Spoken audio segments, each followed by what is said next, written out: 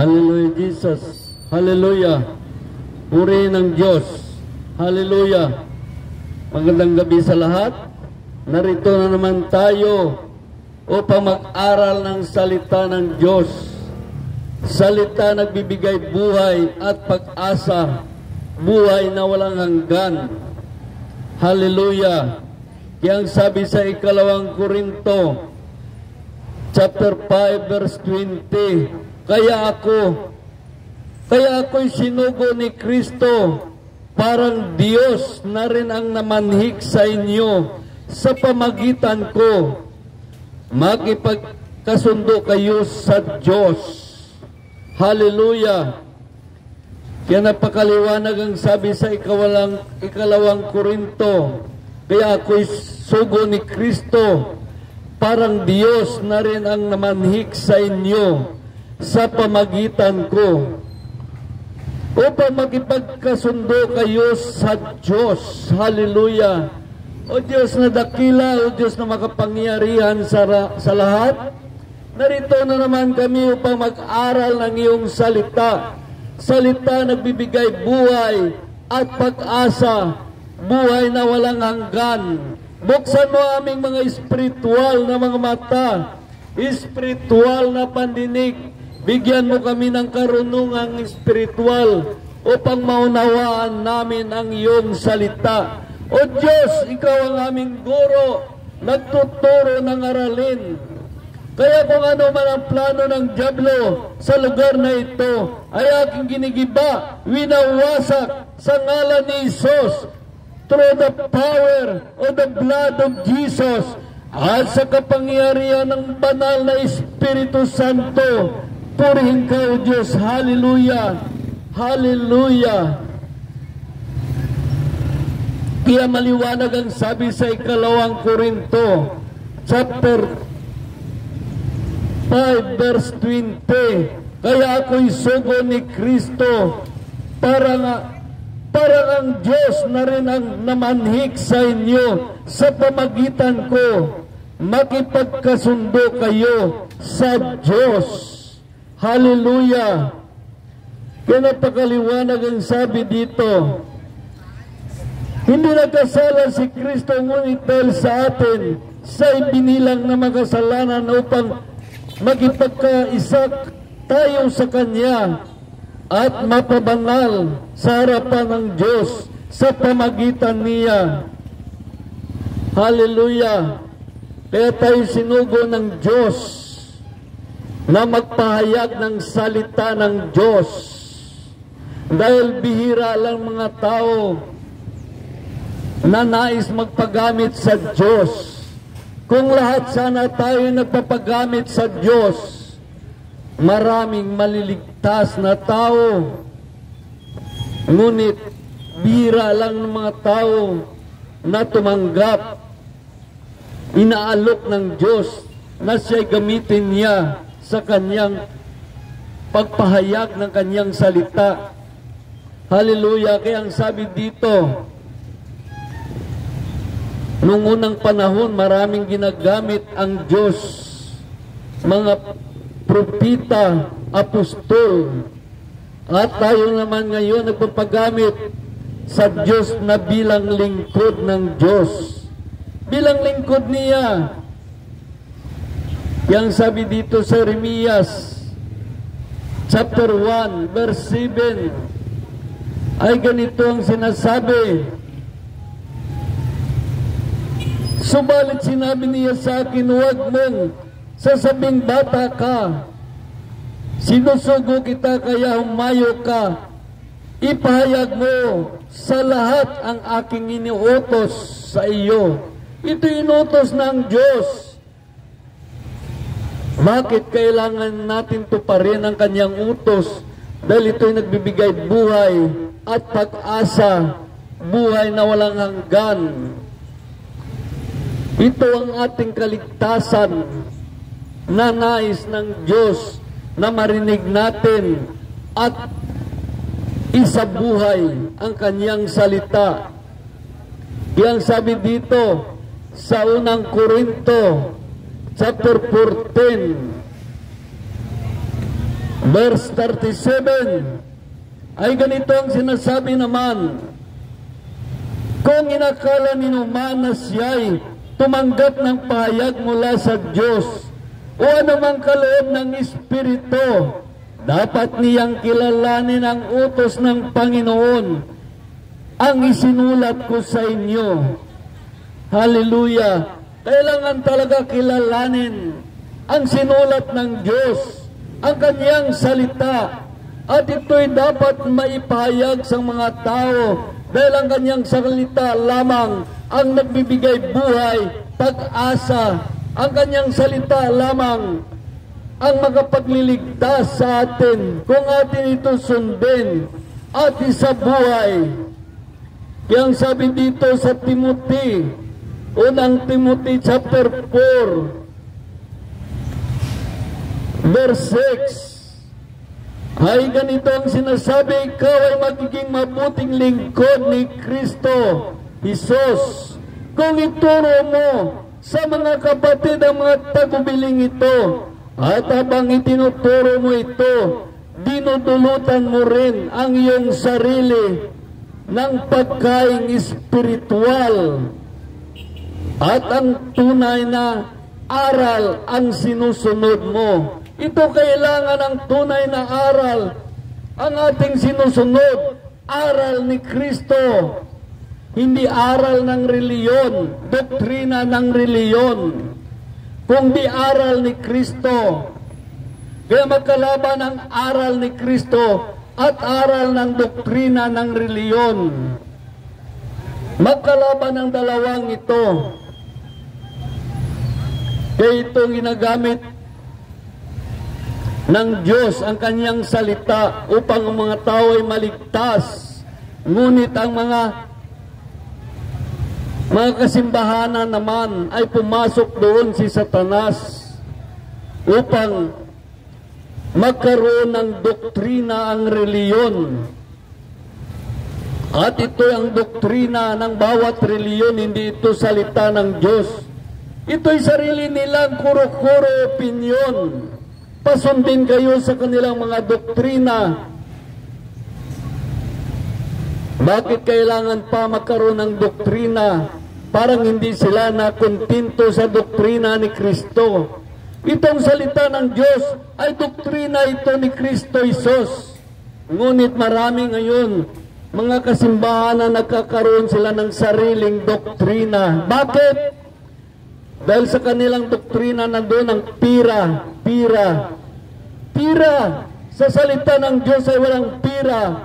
Ngunit sa doktrina ng reliyon ay magkakaroon ka ng pira doon. Kaya minsan napakahigpit nila pagdating sa pira. Mas nagagalit sila pag binanggit mo ang tithes, piring. Nagagalit sila. Ngunit kapag inamak ng tao ang salita ng Diyos, baliwala lang sa kanila. Doon lang sila nagagalit pag binanggit mo ang tithes, piring. Kaya ito naman natin pinangangaral.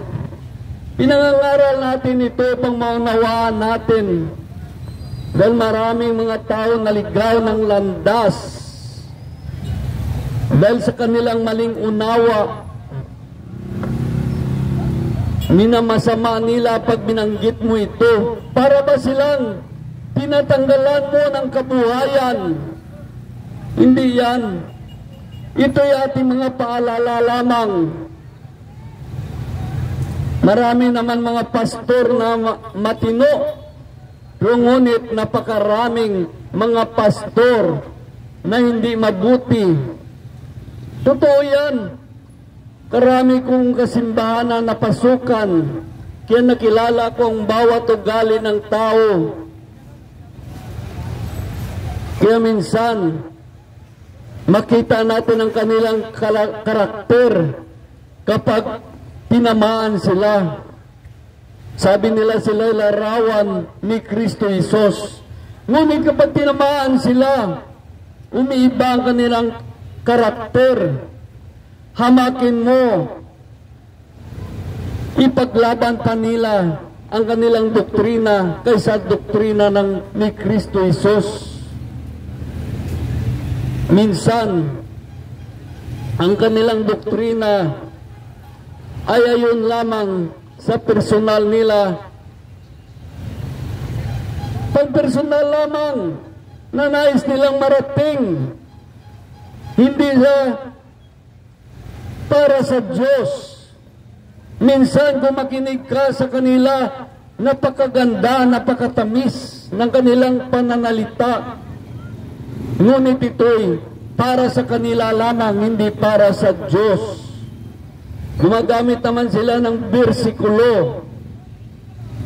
Gumagamit sila para sabihin sa Diyos sila. Yun ang masama. Minsan pati Espiritu Santo ginagamit nila. Pati si Kristo para sa kanilang personal na hangarin, para sa kanilang personal na mga pangarap sa buhay. Yang sabi sa ikalawang Timothy ay ganito, ikalawang Timothy chapter 4 verse 5 ay ganitong sinasabi, kaya maging mapagpigil ka sa lahat ng oras, pagtiisan mo ang mga kahirapan dumating sa iyo, gampanan mo ang tungkulin ng isang mangangaral ng mabuting balita, tupin mo ang iyong tungkulin bilang tagapaglingkod ng Diyos. Kaya tayo tagapaglingkod ng Diyos, marami tayo pinapahayag. Marami tayong sinasabi sa kanila. Kaya ito ang utos ng Diyos, ipahayag ang kanyang salita.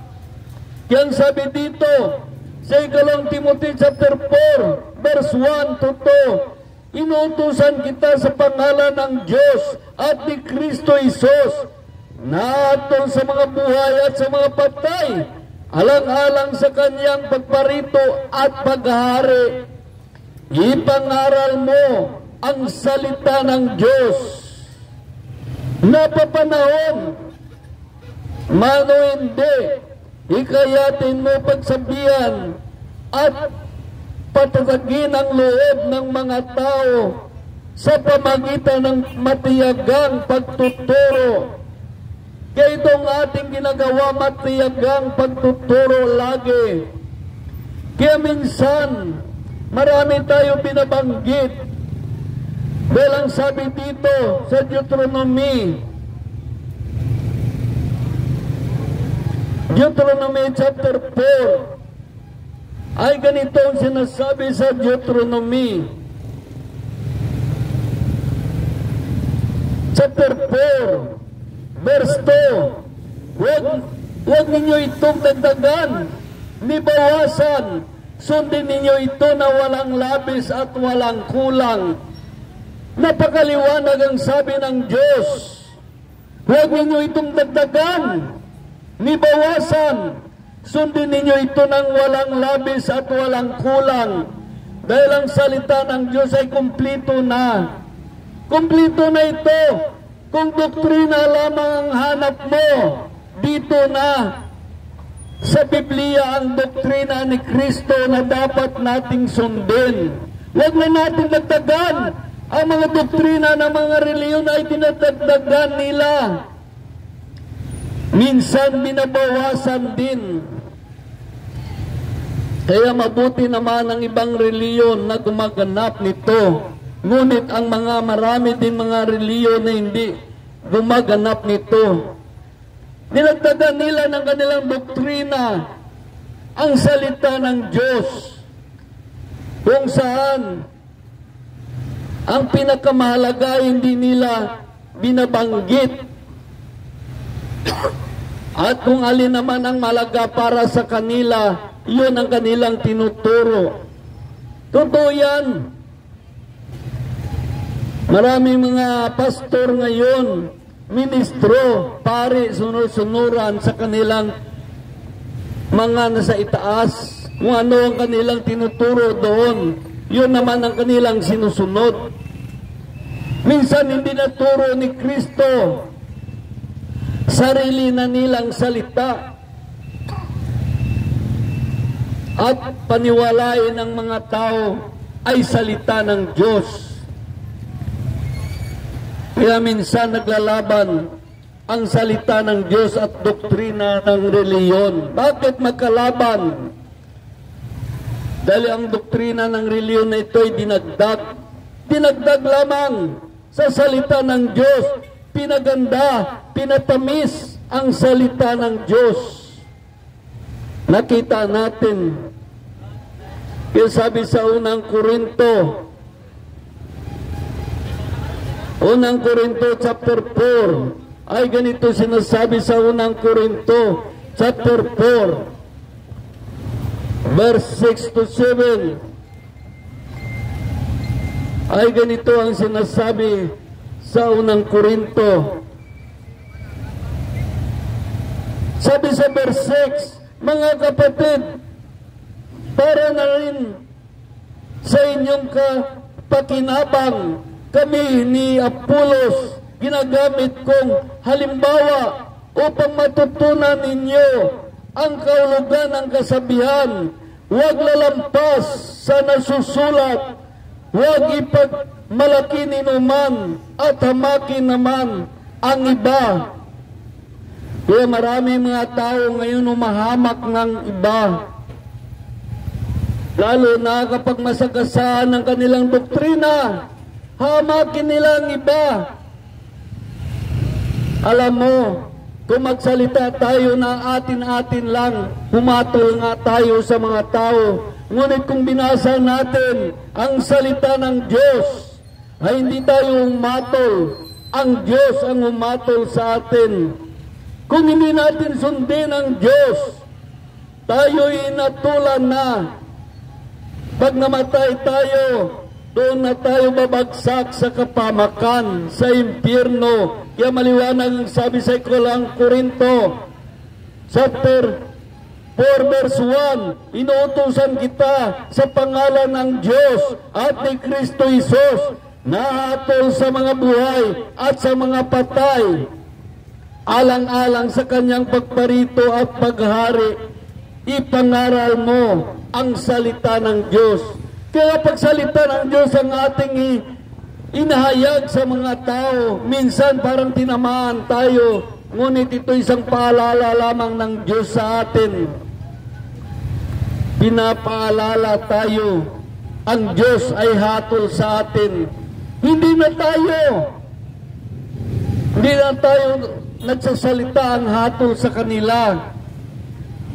Kaya minsan, maraming mga ngaral na siya mismo ang umahatol sa kapwa niya para siyang Diyos. Akala mo Diyos siya. Alam mo, kung magsalita tayo ng sarili nating kuro-kuro at opinyon, tayo ay umahatol sa mga tao. Natulan natin ang mga tao.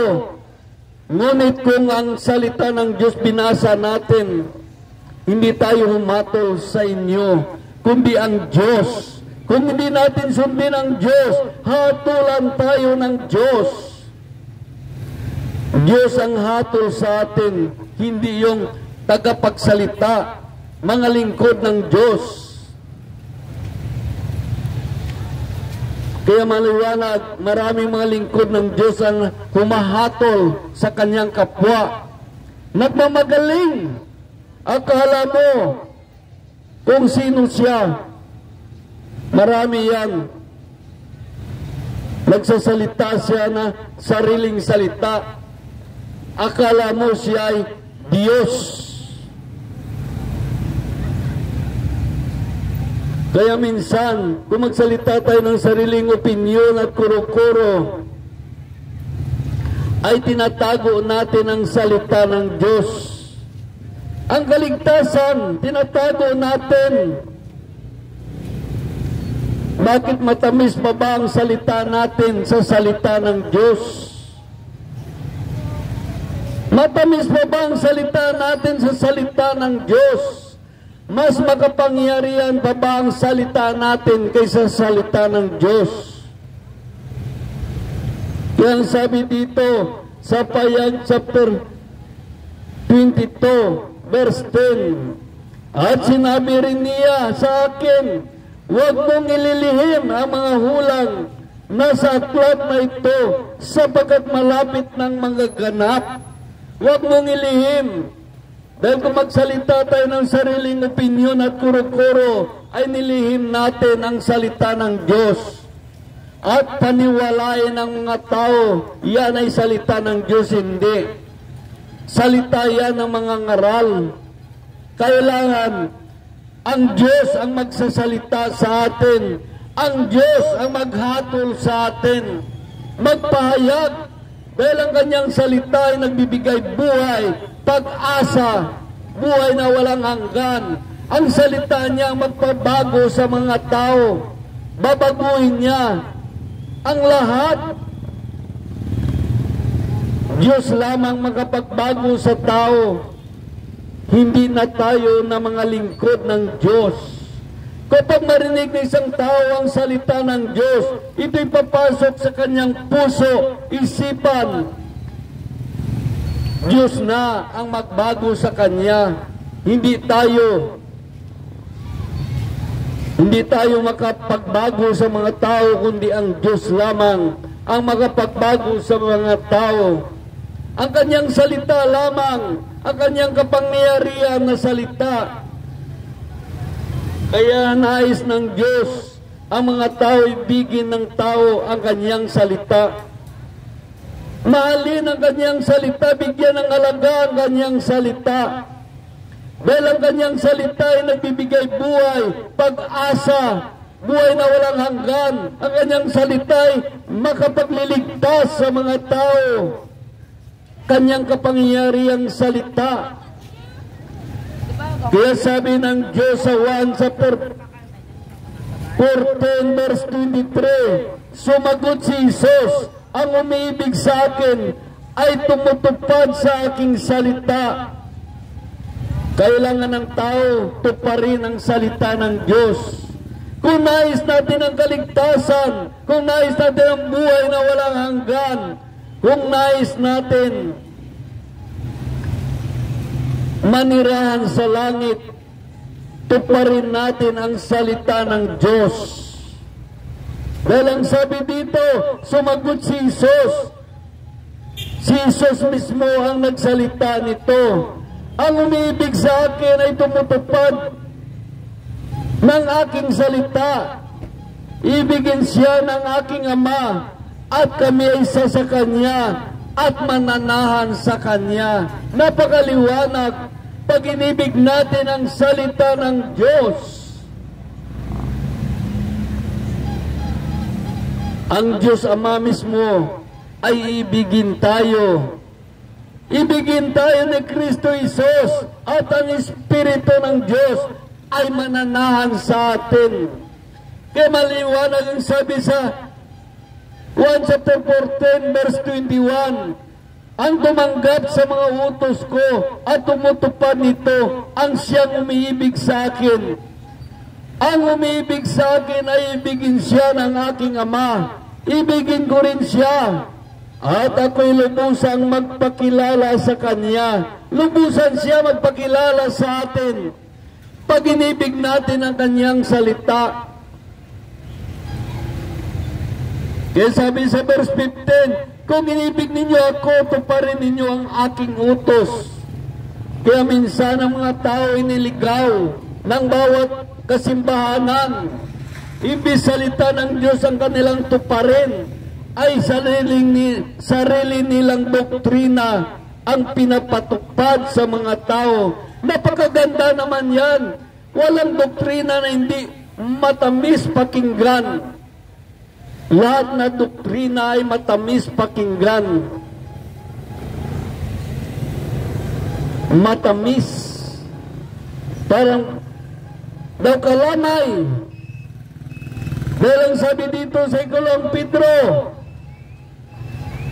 chapter 2 verse 1 to 3, nung unang lumitaw sa Israel ang mga bulaang propita, at sa inyo naman may lilitaw na bulaang guro, gagamitan nila kayo ng katusuan, ng pagtuturo, ng mga aral nakakasira ng inyong panampalataya. Itakwil nila ang Panginoon na nagligtas sa kanila. Paano nila? Nag-aral sila ng katusuan, gagamitin nila pangalan ni Kristo.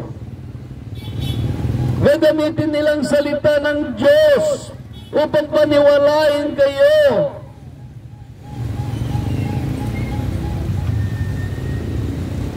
Ito'y nakakasira ng mga sa inyong panampalataya. Itakwil nila ang Panginoon na nagligtas sa kanila. Bakit nakasira ng panampalataya? Nanampalataya tayo na si Kristo ay anak ng Diyos. Ito naman ang kanilang doktrina. Si Kristo ay tao lang at hindi Diyos. Nakakasira ng panampalataya. Itinakwil nila ang Panginoon. Ang sabi dito sa verse 2, gayon man marami rin silang nahikayat na sumunod sa kanilang mga kahalayan, dahil dito pati ang daan ng katotohanan ay nalapastangan. Bakit nilapastangan nila ang daan ng katotohanan? Dahil hindi nila sinunod ang salita ng Diyos. Ang sinunod nila ay ang kanilang doktrina. Kaya nalapastangan nila ang daan ng katotohanan. Hindi na ang salita ng Diyos ang kanilang sinusunod, kundi ang doktrina. Subukan mo, magpahayag ka ng salita ng Diyos. Kalaban kanila ng mga reliyon na may mga doktrina.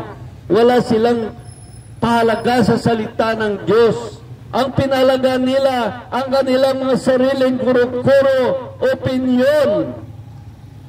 Kaya ang sabi dito sa verse 3, sa kanilang kasakiman, lilinangin nila kayo sa matatamis na pangungusap upang makuha ang inyong kayamanan. Ano ba itong matatamis na pangungusap? Ito isang doktrina ng reliyon. Pinatamis upang makuha ang inyong kayamanan. May mga reliyon dito dahil sa matamis na kanilang mga salita ay kusa kayong nagsusurrender ng inyong mga kayamanan. Hindi naman masama yan, nasa Biblia naman yan. Ngunit may nasa Biblia naman dito ang sabi, gayon naman, gayon marami rin sila na ikayat sa kanilang kasakiman. Nilinlang nila kayo sa matamis na pangungusap upang makuha ang inyong kayamanan. Ito mga bulaang guro, sinasabi dito. Kaya kailangan natin magbasa ng Biblia, magsaliksik upang di tayo madaya. Walang reliyon na walang doktrina. Bakit? Kailangan may doktrina dahil doon ang pira. Tatamisin nila ang salita ng Diyos para sa kanilang layunin lamang, personal na mga hangarin, hindi sa hangarin ng Diyos, hindi para sa Diyos. Kung pakinggan mo, parang sa Diyos, pero ang dulo nun ay para sa kanilang sariling hangarin, para sa kanila pakinabang. Kaya makita natin itong bersikulo na ito sa 2 Pedro chapter 2 verse 3. Nahayag na. Kaya nagagalit sila pag sinabi mo ito. Parang tinitira mo sila. Para bang pero ito sinasabi natin, marami dito gumagamit ng ganito sa pamagitan ng matatamis na salita upang makuha lamang ang ating kayamanan. Wala tayong lusot. Kahit ano sabihin natin, Marami naman dito ng mga aral ng kaligtasan. Bakit ito pinaka-number 1 sa kanila?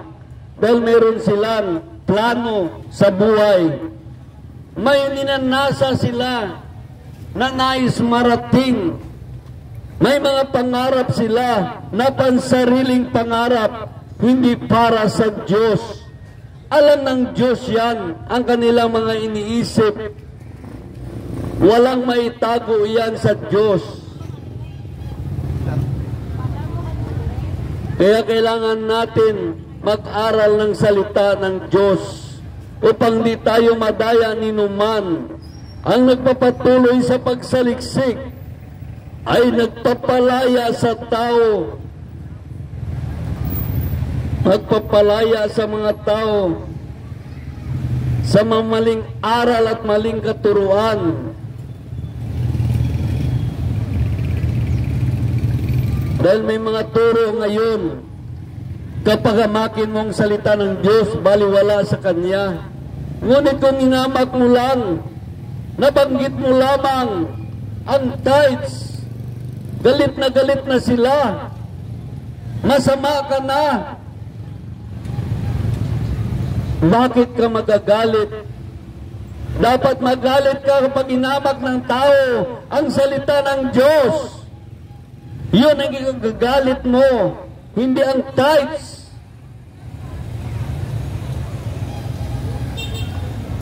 Kasi ang salita ng Diyos, nagbibigay ito ng buhay, pag-asa, kaligtasan. Kaya maraming mga tao manlilinlang.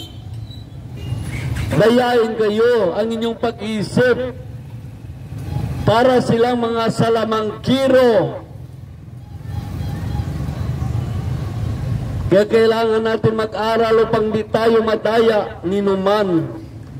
Kaya ang sabi dito sa 1 chapter 8 verse 32, makilala ninyo ang katotohanan at ang katotohanan magpalaya sa inyo. Ang sabi dito sa verse 31, sinabi naman ni Jesus sa mga Hudyong naniwala sa Kanya, kung patuloy kayo sumusunod sa aking aral, tunay nga kayo mga alagad ko. Tunay nga kayo mga alagad ko. Makilala ninyo ang katotohanan at ang katotohanan magpalaya sa inyo. Alin ang katotohanan dito? Ang salita ng Diyos. Ito ang katotohanan. Upang mapalaya kayo sa mga gimmick ng mga reliyon. Kaya ang sabi dito, kailangan natin magsaliksik ng salita ng Diyos.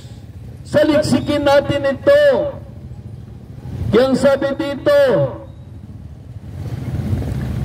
sa Santiago chapter 1 verse 21, kaya talikdan na ninyo ang inyong maruming gawa at alisin ang masamang asal at pagpakumbabang. Tanggapin ang salita ng Diyos nakatanim sa inyong puso. Ito makapagliligtas sa inyo. Ang salita ng Diyos ang makapagliligtas sa atin, hindi doktrina ng reliyon. Dahil ito'y doktrina ni Kristo. Pinapatamis pa nila. Bakit ang salita ng Diyos ba hindi matamis? Sabi dito, buong pagkumbabang, tanggapin ang salita ng Diyos nakatanim sa inyong puso. Ito makapagliligtas sa inyo. Mamuhay kayo ayon sa salita ng Diyos. Mamuhay kayo ayon sa salita ng Diyos. Hindi na ayon sa doktrina ng reliyon. Doon kayo mamuhay sa salita ng Diyos, hindi sa doktrina ng reliyon. Kung ito'y pinapakinggan lamang ninyo, ngunit hindi sinasagawa, dinadaya ninyo inyong sarili, sapagkat ang nakikinig lamang ng salita at hindi nagsasagawa nito ay katulad ng isang taong humarap sa salamin at umaalis pagkatapos makita ang sarili. Agad nakalimutan ang kanyang ayos. Ang sabi sa verse 25, ngunit ang nagsaliksik at patuloy nagsasagawa ng kautosang sakdal ay nagpapalaya sa mga tao. Ito nagpapalaya sa atin. Ngunit ang nagsaliksik at patuloy nagsasagawa ng kautosang sakdal at nagpapalaya sa mga tao. Ito nagpapalaya sa atin. Imbis kandidato na tayo papuntang impyerno, malaya tayo doon. Kundi papunta na tayo sa langit. Kailangan natin magsaliksik ng salita ng Diyos. Hindi makinig lamang ng doktrina, kundi magsaliksik, magbasa. Dahil sabi naman dito sa Daniel, sinabi ng Diyos kay Daniel, chapter 12, ay ganito naman sinasabi sa Daniel chapter 12, verse 4. Sinabi ng Diyos kay Daniel, Daniel, ingatan mo muna ang mga salitang ito at isara ang aklat hanggat sa takdang panahon. Marami ang magsaliksik upang tumuklas ng karunungan. Marami magsaliksik upang tumuklas ng karunungan. Kayo ba isang Kristiyano? Nagsaliksik ba kayo ng karunungan ng Diyos sa banal na aklat? Nagsaliksik pa kayo o nakikinig lamang kayo sa inyong mga tagapagturo? Kailangan natin magsaliksik ng salita ng Diyos upang malaman natin ang buong katotohanan. Minsan kung hindi tayo nagsaliksik, madaya pa tayo ng tagapagturo ng kasinungalingan. Totoo yan. Kaya sabi sa 1 chapter 5, ay ganito naman sinasabi sa 1 chapter 5, verse 39. Sinaliksik ninyo ang mga kasulatan sa paniwalang doon ninyo matagpuan ang buhay na walang hanggan. Ang mga ito ay nagpatotoo tungkol sa akin. Ito'y patotoo pala. Ang salita ng Diyos ay patotoo tungkol kay Kristo. Kung paano ninyo masunod si Kristo. Nakasulat dito kung paano ninyo masunod ang Diyos. Kung paano kayo makapunta sa langit. Kung paano kayo maligtas. Nakasulat din dito kung paano kayo mapahamak. Kaya kailangan ninyo magsaliksik. Magsaliksik kayo ng banal na aklat. Dahil kung hindi kayo magsaliksik, akala natin tama ang sinusunod natin, hindi pala. Dinadaya tayo. Dinadaya tayo.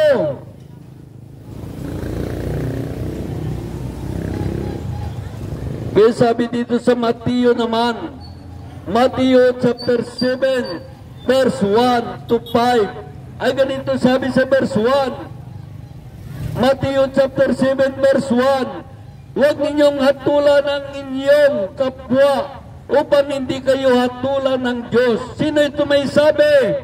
Si Kristo Isus. Si Kristo may sabi nito, sabi sa verse 2, sapagkat hatulan kayo ng Diyos ayon sa hatol na inahatol ninyo sa iba. Ang panukat ninyo sa iba, siya ring ipanukat sa inyo. Si Jesus ito nagsabi. Bakit? Sino pinagsabihan ito ni Jesus? Mga Parisiyo. Dahil nagsasalita si Kristo, inatulan siya ng mga Parisiyo. Kaya sabi niya, huwag kayong umatol sa inyong kapwa.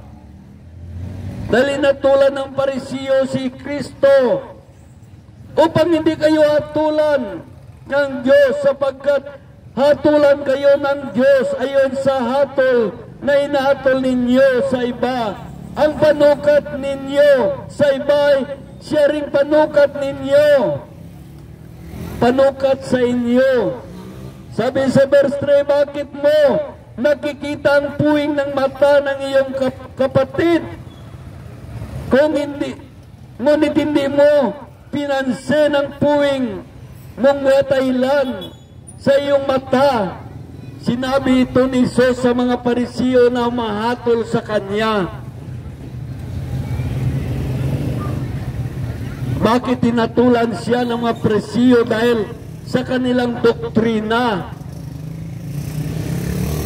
Parang sila lang ang magaling, hindi nila alam ang nagsasalita ay anak ng Diyos na si Kristo Jesus. Kaya sabi sa verse 4, paano mo masasabi sa iyong kapatid, halika, alisin mo ang puwing mo, gayon nga tailan ang nasa mata mo. Kaya sabi sa verse 5, mapagimbabaw, alisin mo muna ang puwing nagatahilan sa gayoy, makikita kang mabuti at maalis mo ang puwing na iyong kapatid. Marami ngayon ang nagakomentar kay Jesus, humahatol kay Jesus, ay mga Parisiyo na puno ng doktrina ng tao. Inatulan siya. Kaya minsan ang mga lingkod ng Diyos, hinahatulan din ng mga Parisiyo ngayon. Sila ay mga anak ng Parisiyo. Hinatulan sila, nanghatol sila.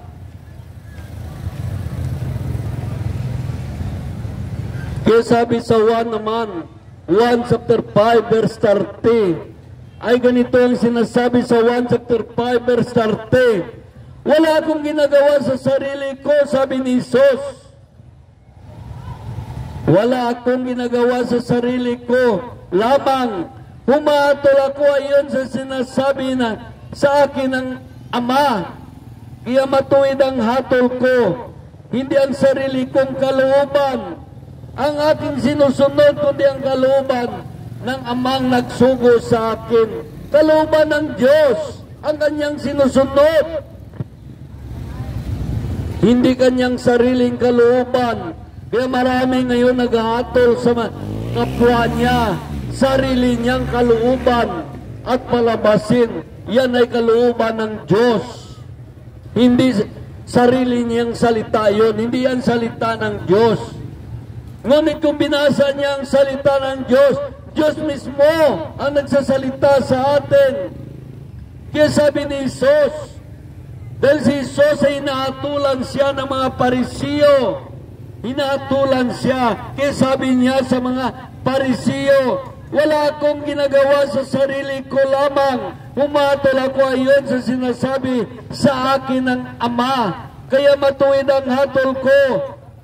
Hindi ang sarili kong kalooban ang aking sinusunod, kundi ang kalooban ng nagsugo sa akin.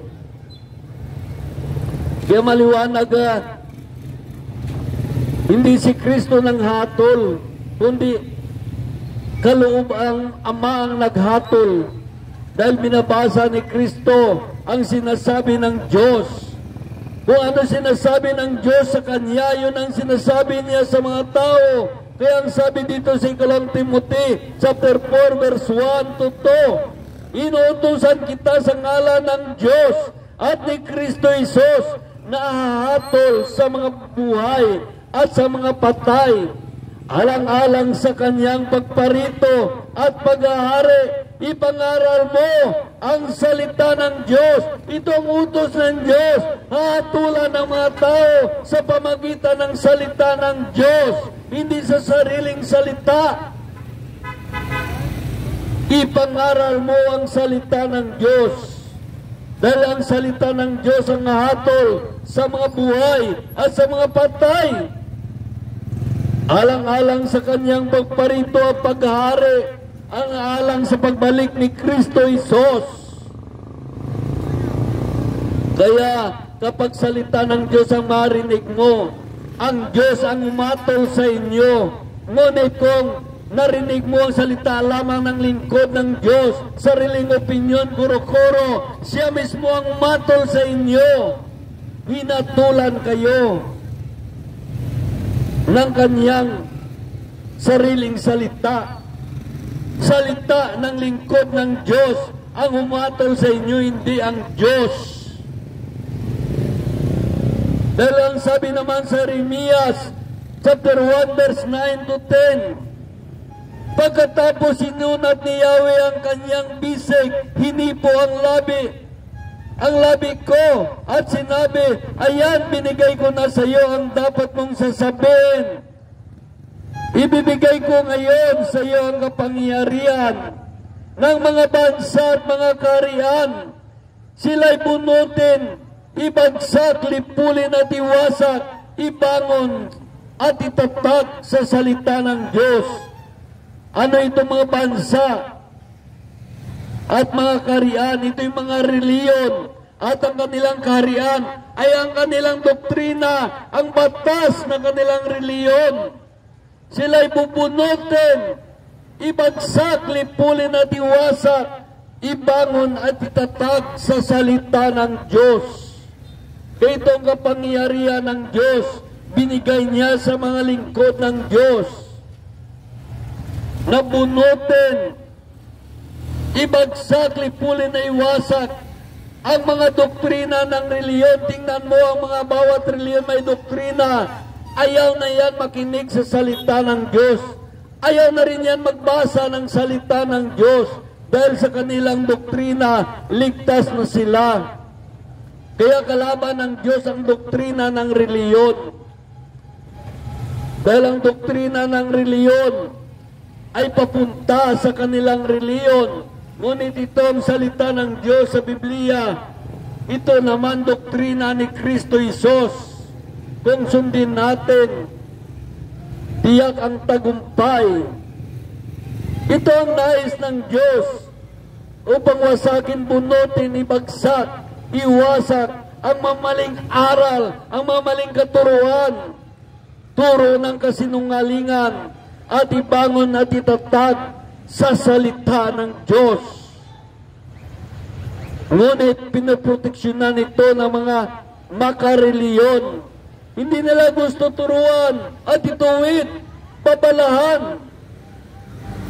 At kinakaibigan pa ang mga aral ng dyablo. At kumintaran pa ang ginagamit ng Diyos. Ito ay isang labanang espiritual nangyayari. Di nila alam. Ito isang labanang espiritual.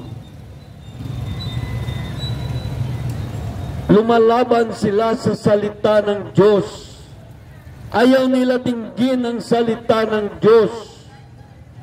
Nagmamagaling sila sa Diyos para magaling pa ang kanilang doktrina kaysa doktrina ni Kristo Jesus. Kaya sabi dito, ang sabi naman sa Mateo chapter 10 verse 32 to 33, ang sino mang kumikilala sa akin sa harapan ng tao ay kilalanin ko rin naman sa harapan ng aking Ama na sa langit.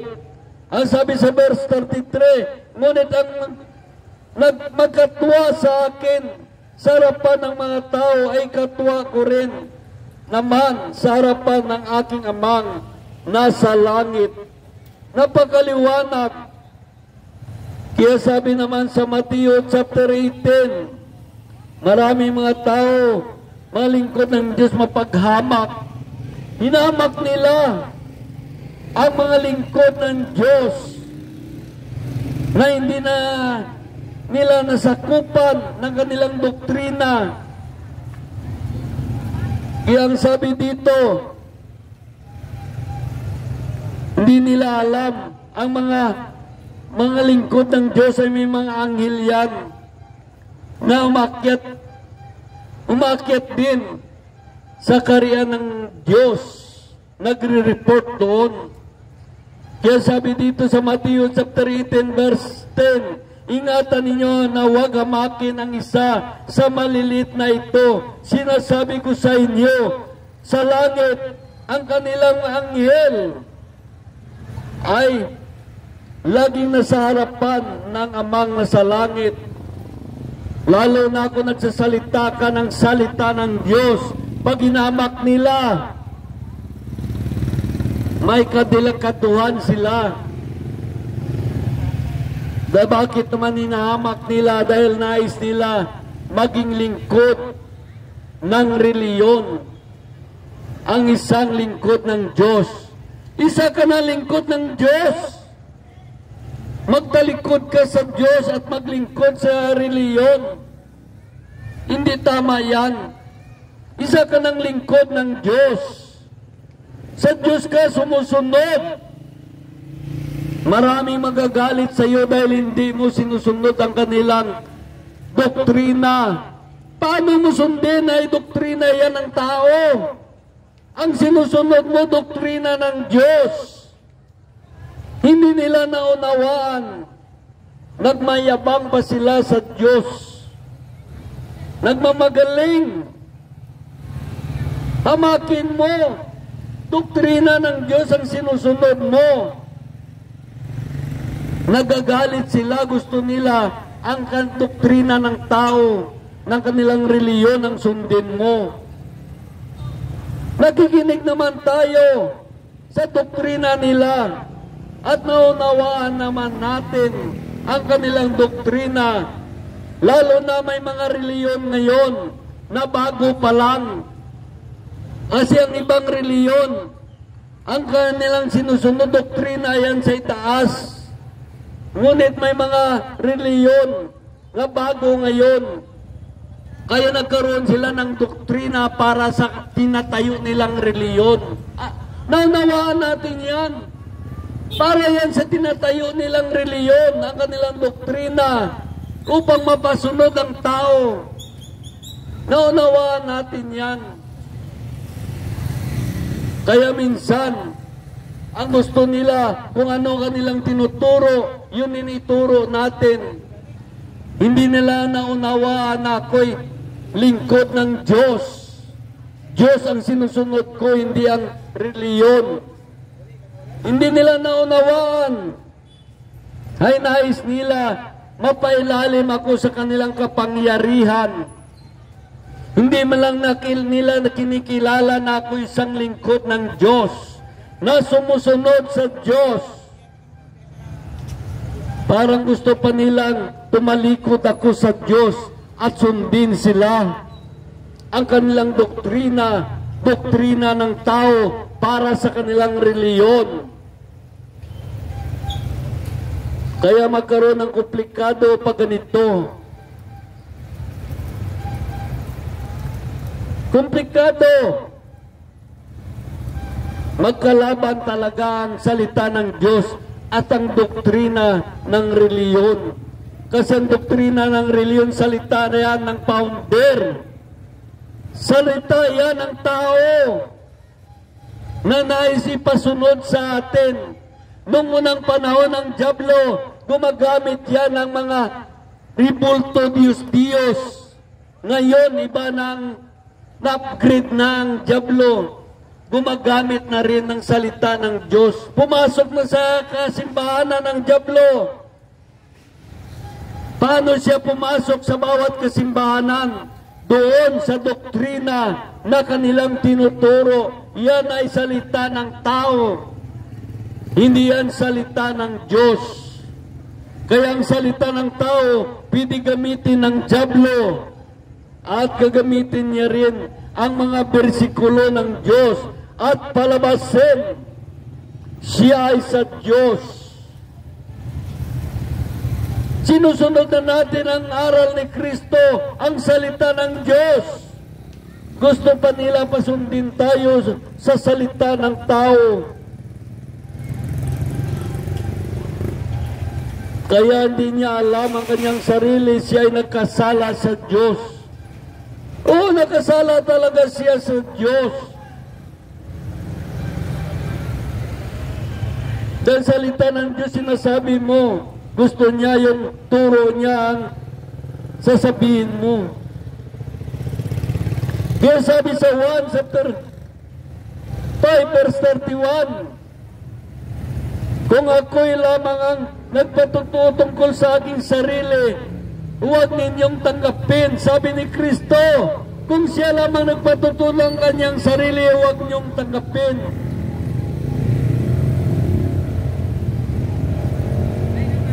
Dahil ang sinasabi ni Kristo ay salita ng Diyos. Dahil sabi niya dito sa 1 chapter 12, verse 49, sapagkat hindi ako nagsasalita sa ng sarili ko lamang, kundi ang Amang nagsugo sa akin, ko nagutos kung ano ang aking sasabihin at ipahayag. At alam ko ang kanyang utos, nagbibigay buhay na walang hanggan, kaya ang pinagsasabi ng Ama ang siya kong sinasabi. Kaya napakaliwanag, si Kristo Isos, ang Diyos ang kanyang sinusunod. Kaya ganoon din tayo, ang salita ng Diyos ang ating sinusunod. Hindi natin sinusunod ang salita ng tao. Salita ng Diyos. Para na rin pinasamba kayo sa kanilang doktrina. Ang ating sinasambay salita ng Diyos, hindi ang doktrina ng tao. Kaya sabi sa 1 chapter 5 verse 42 ay ganito sinasabi, ngunit kilala ko kayo, alam kong kayo walang pag-ibig sa Diyos. Sabi sa verse 41, hindi ako nagangad ng parangal ng tao. Hindi si Jesus nagangad ng parangal ng tao. Ibig sabihin nito, ayaw niya ng mga kuro-kuro opinyon ng tao. Gusto ng Diyos, salita niya ipahayag mo. Salita niya pahayag mo. Sabi sa verse 34, hindi sa kailangan ko ang patutuo ng tao. Sinasabi ko lamang ito para maligtas kayo. Napakaliwanag. Hindi ko kailangan ng patutuo ng tao. Magsabi ang tao, magkwento-kwento tungkol sa Diyos. Yan ibig sabihin ito, hindi ko kailangan ng patutuo ng tao. Sinasabi ko lamang para maligtas kayo.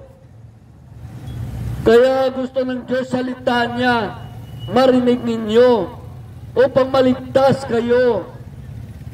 Salita ng Diyos. Kaya sabi sa 1 chapter 5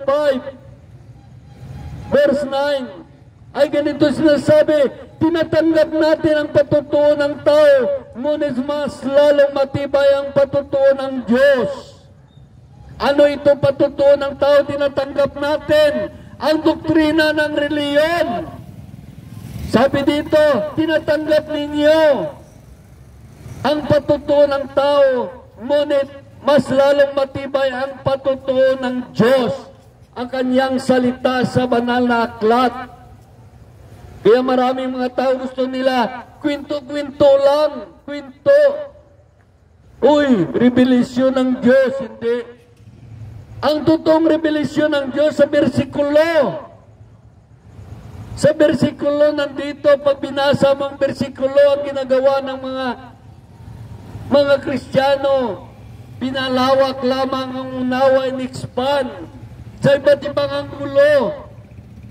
Hindi yan revelasyon niya, yan ay isang pagpalawak ng unawa lamang.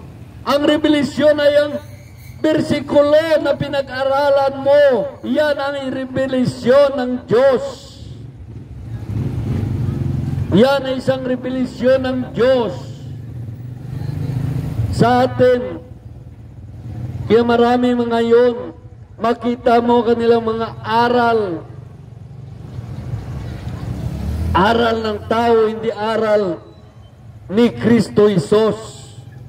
Kaya ito ating naaral ay aral ni Kristo Isos. Kaya sabi dito sa 1 chapter 7, 1 chapter 7, verse 16, sabi sa verse 15, nagtaka ang mga Hudyo sa sinasabi kung saan kumuha ng karunungan ng taong ito, gayon din naman nag-aaral. Ang sabi sa verse 16, sumagot si Jesus, hindi akin ang inaaral ko, kundi ang nagsugo sa akin. Kaya hindi yan si Kristo nagsasalita ng sariling opinyon at kuro-kuro kung ano yan.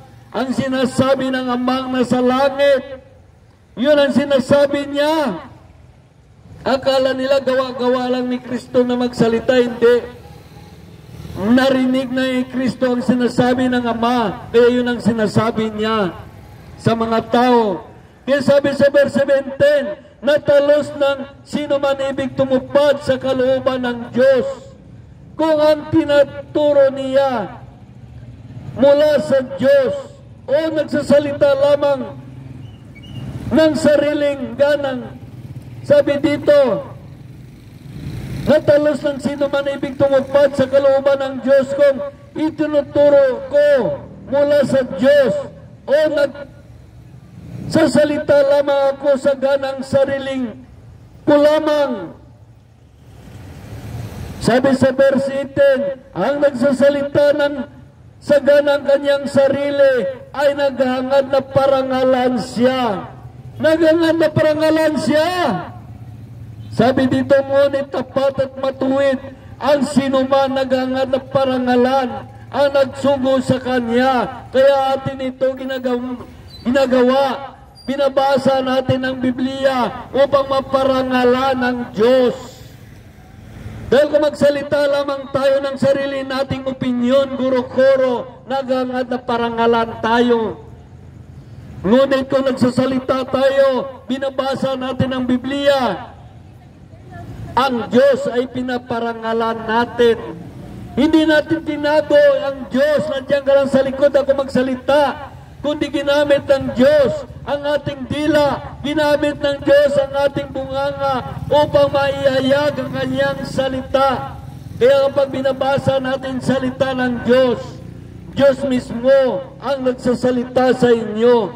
Ginagamit lang niya ang ating bunganga. Dahil binabasa natin ito'y opinyon ng Diyos. Ang kanyang salita. Hindi ito opinyon ng tao, kundi galing ito sa Diyos. Dahil kung magsalita lamang tayo sa ating sarili, naghangad tayo na parangalan tayo.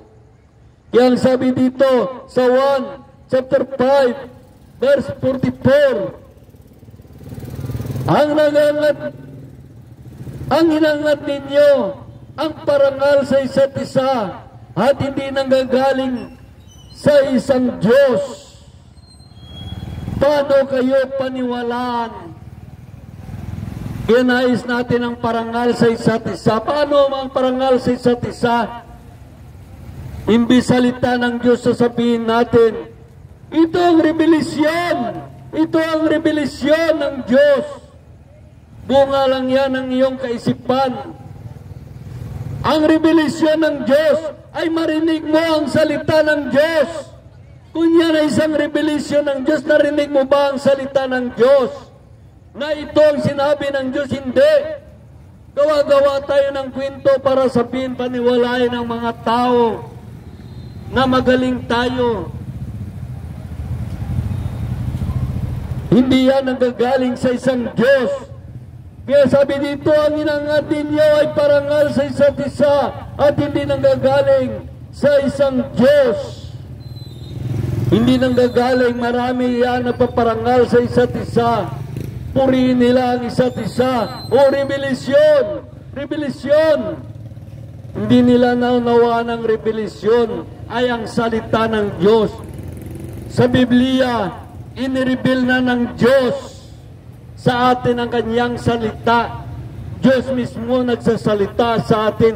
Yan ang rebelisyon.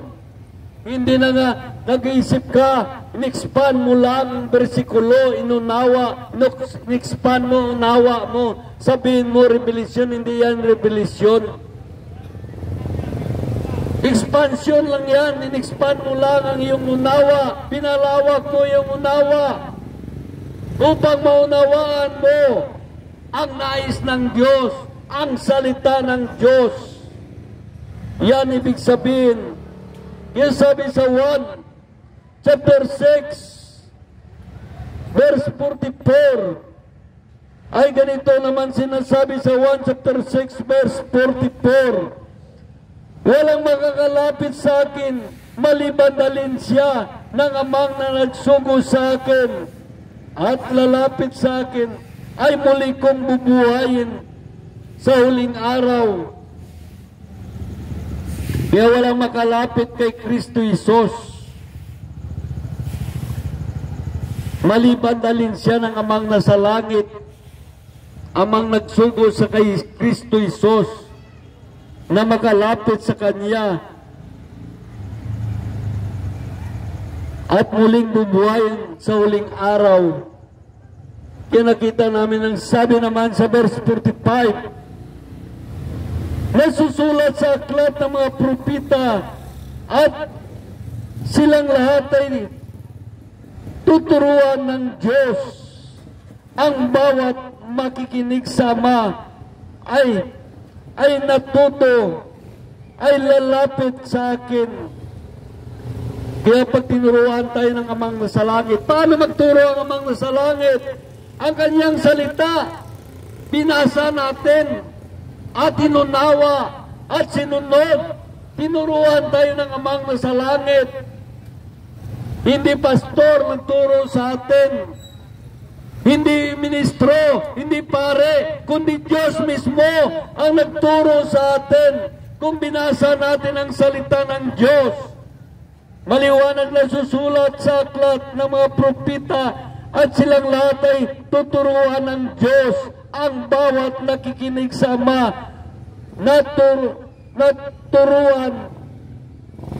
natuto ay lumapit sa akin. Matuto tayo lumapit kay Kristo Isos kung tinuruan tayo ng Diyos sa pamagitan ng kanyang salita. Kaya marami ngayon na daya, puro mga guni-guni ang kanilang inaatupag, nagsasalita ng kasinungalingan dahil sa kanilang mga doktrina. Kaya ang sabi dito sa Jeremiah chapter 23, ako'y laban sa mga propeta gumagamit ng salita ng ibang mga propeta upang palabasin. Pinahayagan ko sila. Sino itong mga propeta na ito? Mga founder ng reliyon. Propeta na sila ngayon, dati pastor, ministro, ngayon founder. Ngayon sila'y founder, naging propeta. Kaya ng hangad ng ibang tao din, gusto nila maging founder ng kanilang reliyon upang maging propeta. Kaya maliwanag ako'y laban sa mga propetang gumagamit ng salita ng ibang propeta upang palabasin, pinayagan ko sila.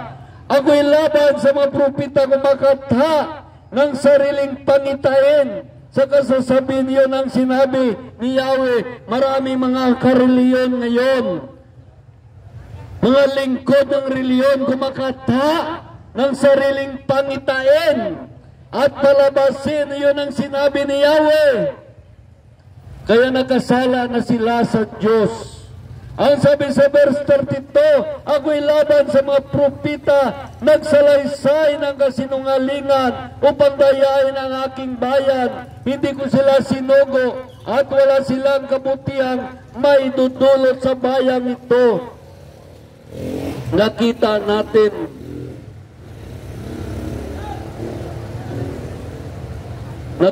natin, nagtuturo ng kasinungalingan. Sino ito? Ang mga doktrina ng reliyon, hindi doktrina ni Kristo Isos. ang tinuturo at ginagamitan na nila ng bersikulo para sabihin sila ay sa Diyos din. Ang totoo ay doktrina nila. Doktrina nila yon. Hindi yung doktrina ng ni Kristo, ni doktrina na para sa kanilang reliyon. Kaya sabi naman sa Isaiah chapter 30, ay ganito naman sinasabi, verse 8, kaya tinatawag ko silang Rahab na inotel. Halika, isulat mo sa isang aklat kung gaanong uri mga tao sila upang maging tagapaggunita magpakailanman.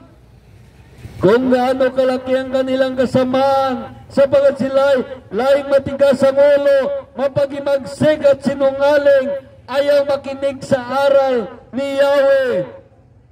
Sinasabi pa nila sa mga lingkod ng Diyos, huwag kang ula ng tapat, huwag kayong magsalita ng tumpak, ang inyong babanggitin ay sa amin, mga salitang kawili-wili lamang, at hindi ang mga hulang hindi mangyayari. Kaya sabi sa Jeremiah chapter 30 verse 11 to 13, lumis kayo ng daan, lumis kayo ng tunay na daan. Tinanggihan mo ang aking salita at sa pangalipin, kalikuhan ka nagtiwala. Kaya darating sa iyo ang malagim na wakas. Darating sa iyo ang malagim na wakas. Kaya itong salita ng Diyos, ilalantad niya ang bawat tao, ilalantad niya ang bawat reliyon, inilantad ng salita ng Diyos. Kaya minsan, baka akala nila kung sino-sino tayo, hindi. Binabasa ko lang ang sinasabi ng Diyos. Binabasa ko lang. Nilalantad sila ng salita ng Diyos. Inayag sila. Kaya sabi sa 1 chapter 5 verse 40, ay ganito naman sinasabi sa 1 chapter 5 verse 40, ngunit ayaw naman ninyong lumapit sa akin upang kayo magkaroon ng buhay.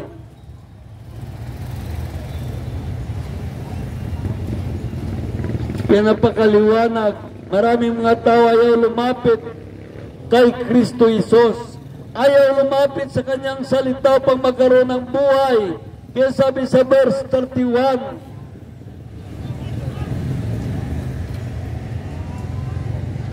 kung ako lamang ang nagpatutuo tungkol sa aking sarili, huwag ninyong tanggapin. Ang sabi sa verse 34, hindi kailangan ko ang patutuo ng tao. Sinasabi ko lamang ito para maligtas kayo. Sinasabi lamang ni Jesus upang maligtas tayo. Kaya sabi sa Payag chapter, sabi naman sa Payag chapter 22 verse 10, at sinabi rin niya sa akin, huwag mong ilihim ang mga hulang nasa aklat na ito, sapagat malapit nang magaganap ang mga ito. Huwag mong ilihim. Kung nagkwento-kwento lamang tayo ng sarili kong kuro-kuro opinyon, nilihim ko ang salita ng Diyos. Ang gusto ng Diyos, ibasahin, ipahayag ang kanyang salita. Yan ibig niya ng Diyos.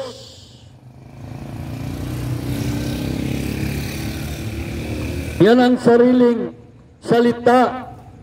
Sariling opinyon at kuro-kuro ay isang paglihim, pagtago sa salita ng Diyos. Tinatago. Ayaw niyang ipahayag ang salita ng Diyos. Nagmamagaling sa Diyos. Nirevise ang salita ng Diyos, kaya hindi yan salita ng Diyos. Kaya salita na yan ng isang tao na nagmamagaling sa Diyos. Kaya ang sabi dito sa Mateo chapter 5, ay ganito sinasabi sa Mateo chapter 5, verse 14.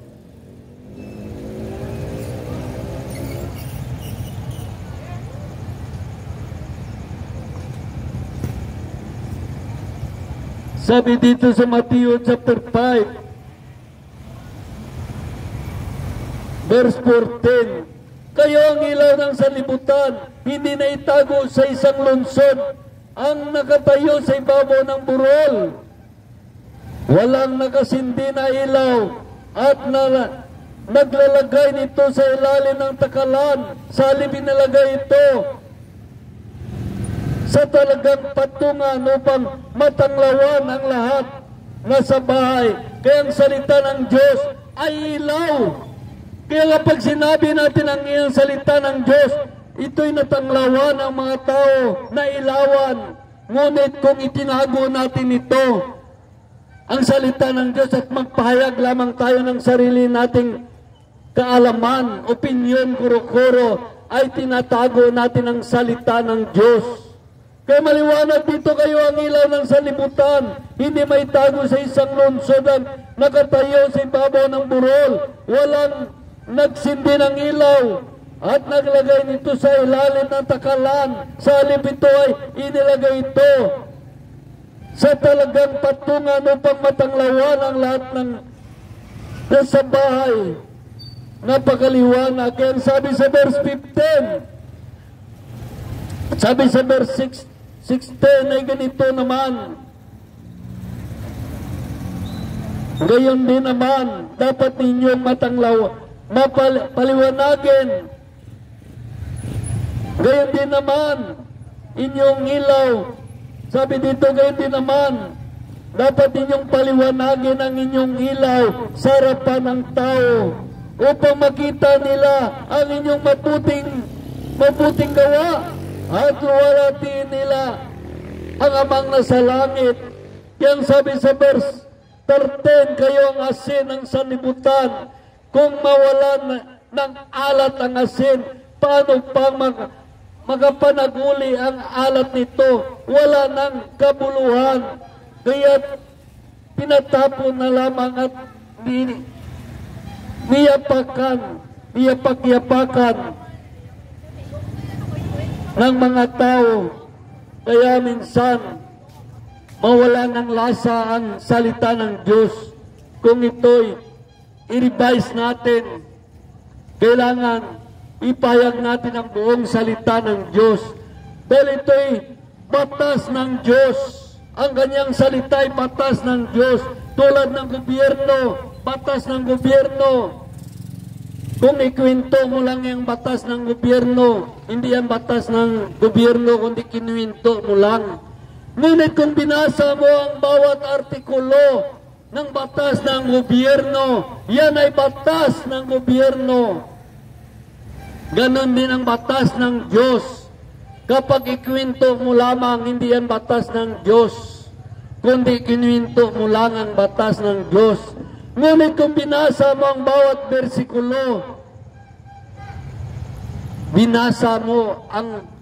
bersikulo, yan ay batas ng Diyos. Kaya sabi sa Deuteronomy chapter 4 verse 2, huwag mong dagdagan ni bawasan, sundin mo ito na walang labis at walang kulang. Nakita natin yon ang paggamit ng salita ng Diyos. Sundin mo ito na huwag mong dagdagan, sundin mo ito na walang labis, walang kulang. Ibig sabihin, yung bersikulo talaga, huwag mo nang bawasan, huwag mo rin dagdagan, hindi ka rin magpato-pato kay istorya.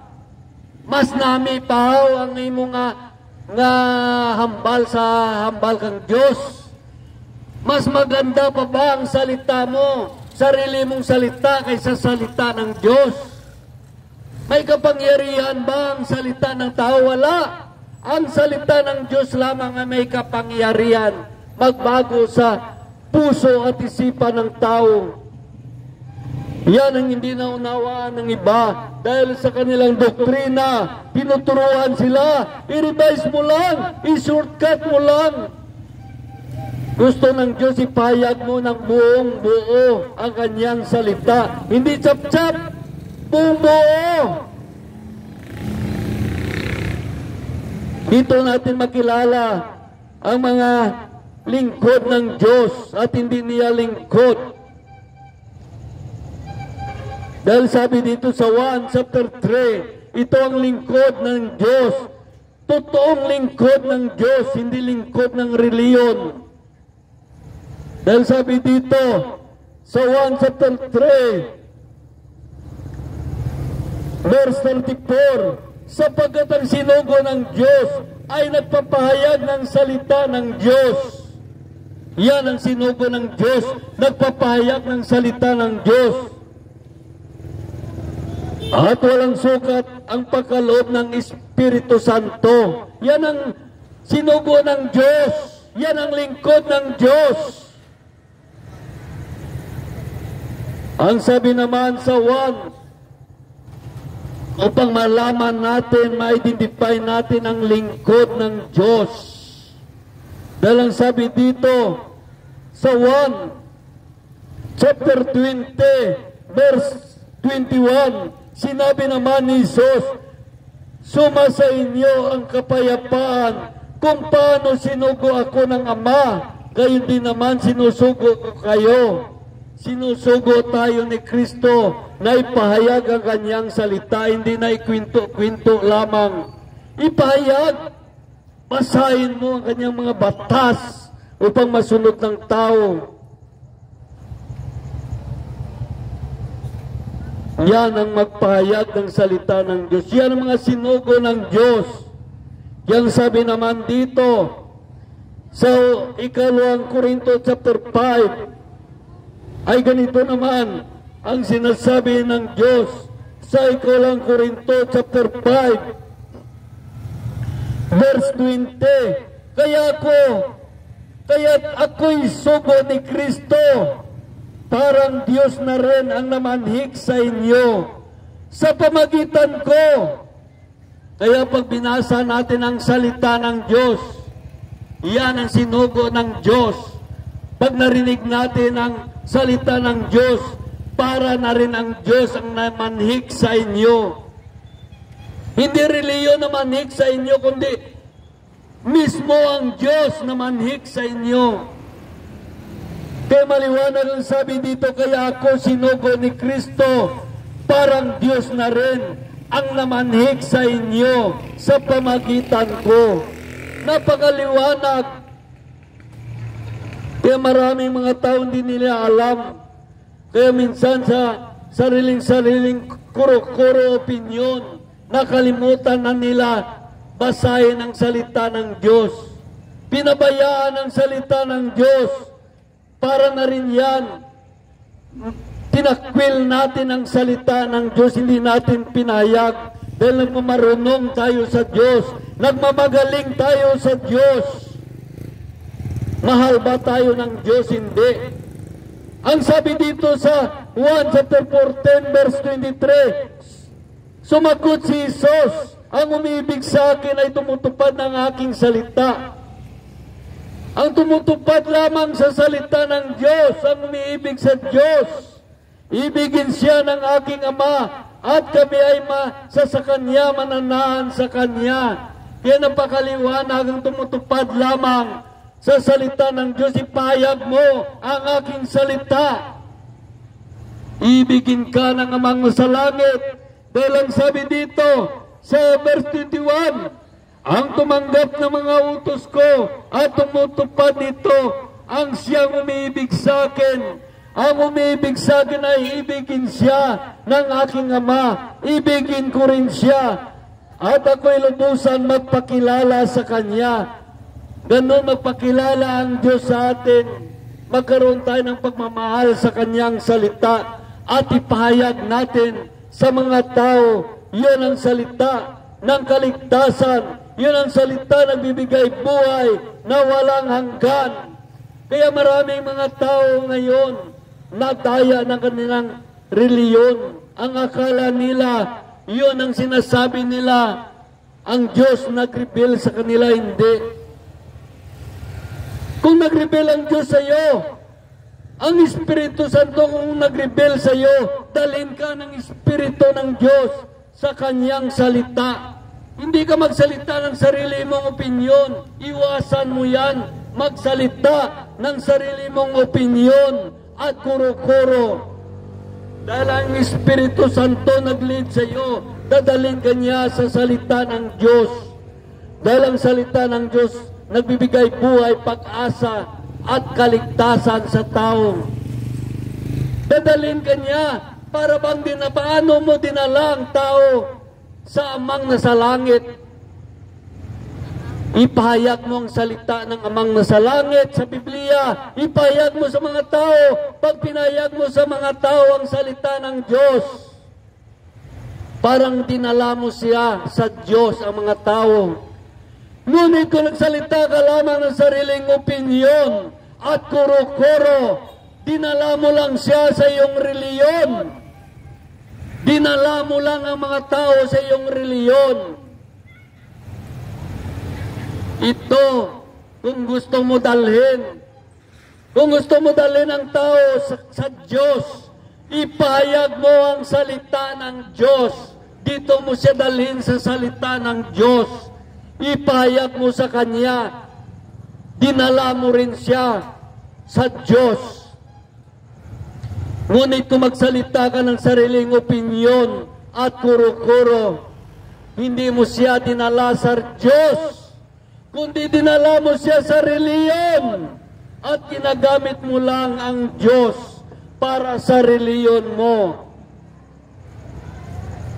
Kaya maraming mga tao hindi nakanawa, mga reliyon makarinig nito, nagagalit sa akin. Bakit kayo magagalit? Totoo naman sinasabi ko sa Biblia. Hindi ito pato-pato na istorya, kundi Diyos mismo ang nagsalita, binasa ko para sa inyo. Kaya lagi tayo nagbabasa. Lagi tayo nagbabasa ng salita ng Diyos. Dahil inutos ito sa atin ng Diyos. Nabasahin ang Kanyang salita. Ito'y utos ng Diyos.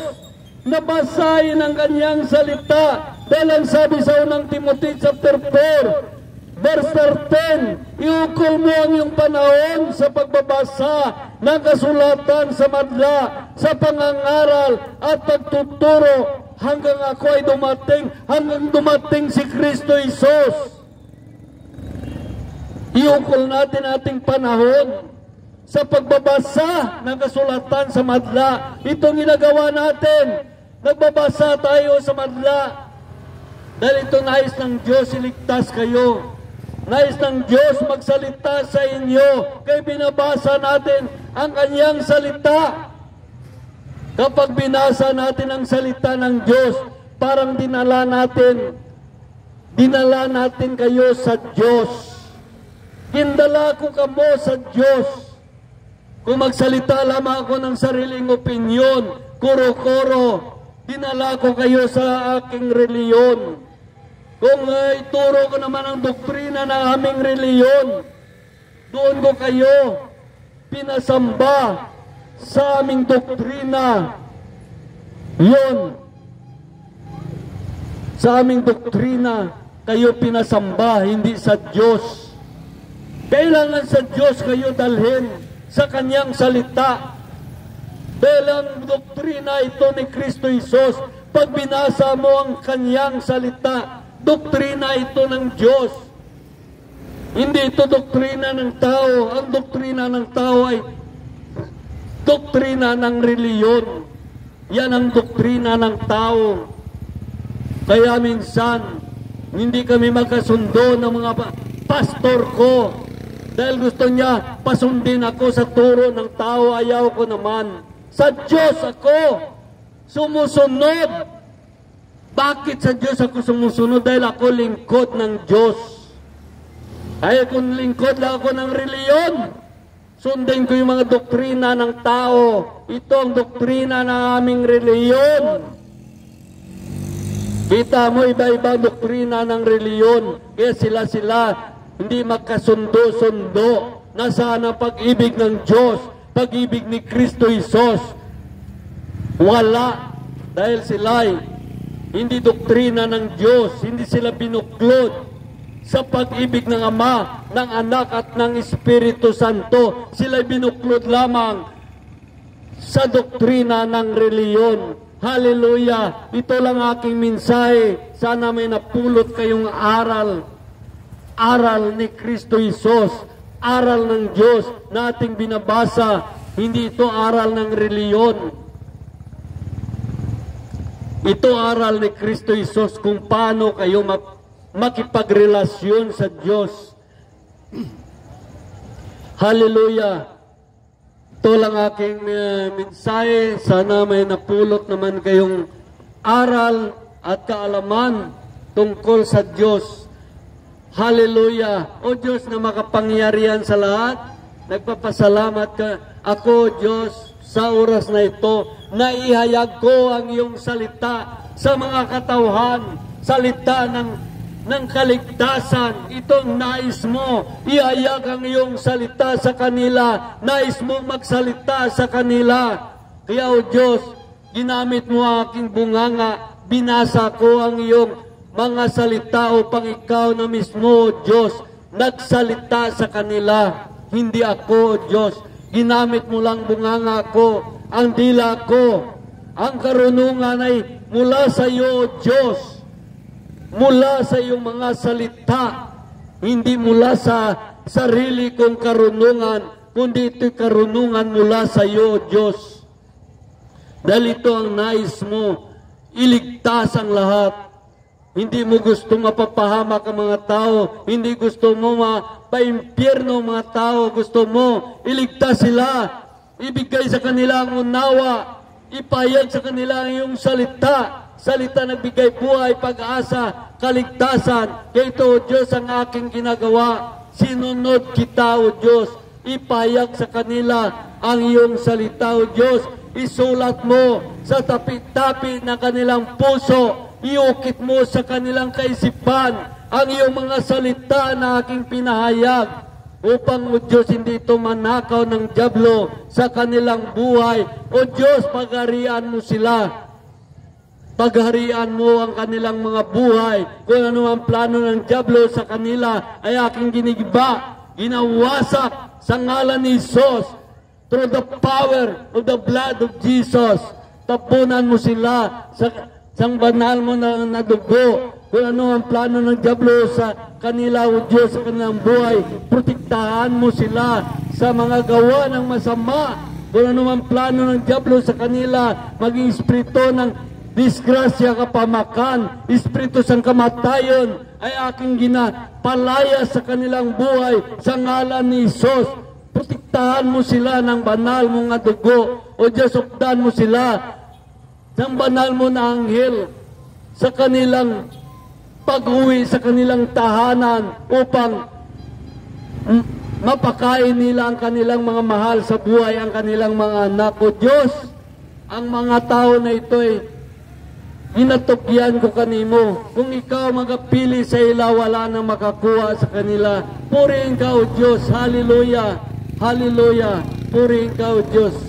Amen.